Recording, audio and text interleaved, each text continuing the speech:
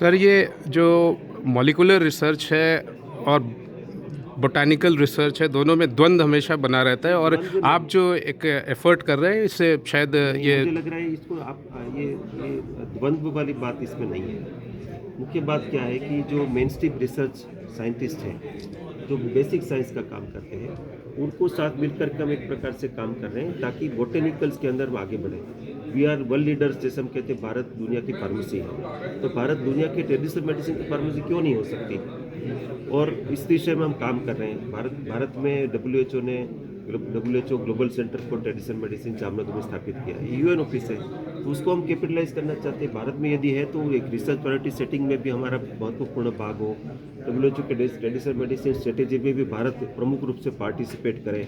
WHO एक world international herbal pharmacopoeia बना रही है, उसमें भारत के और साउथ एशिया के क्षेत्र के प्लांट्स क्यों ना आए, उस पर हम काम कर रहे हैं ताकि एक प्रकार से प्रायोरिटी सेटिंग हो और हम बोटेनिकल के क्षेत्र में वर्ल्ड लीडर बने।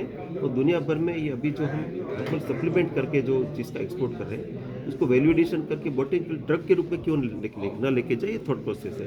तो मुझे पक्का विश्वास है कि जिस तरीके से काम चल रहा है सेक्टर के साथ मिलकर के, इंडस्ट्री पार्टिसिपेशन के साथ, ease of doing business, quality assurance, ये सब मिलकर के जो काम हो रहे हैं, तो अगले कुछ वर्षों में हम निश्चित रूप से बोटेनिकल के क्षेत्र में वर्ल्ड लीडर बनेंगे और इसमें हमें वर्ल्ड लीडर बनने से कोई नहीं रोक सकता। सर, आपने एक और इम्पॉर्टेंट बात बताई जी, कंसोर्टियम इंटर मिनिस्ट्रियल जो मीटिंग हुई थी, या उसमें जो कंसोर्टियम है उसका क्या प्रारूप नेशनल बनेगा? आयुष रिसर्च कंसोर्शियम, ये एक संकल्पना है जो आयुष मंत्रालय ने प्रपोज करी। उसके अनुसार हम अभी नेशनल रिसर्च फाउंडेशन के एक पार्ट के रूप में एक रिसर्च कंसोर्शियम करने के लिए प्रयत्नशील है।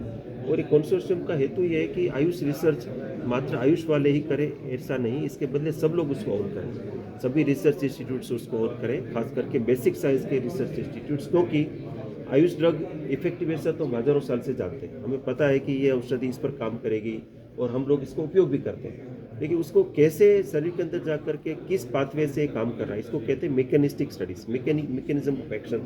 मैकेनिज्म ऑफ एक्शन के हम बड़े बड़े स्टडीज हम लोगों ने इनिशिएट किए हैं। इसमें बेसिक साइंस के लोग ही हम इसकी विशेषज्ञता रखते हैं, तो उनको साथ मिलकर के काम करने के लिए हम एक कंसोर्शियम की संकल्पना कर रहे हैं। Thank you sir.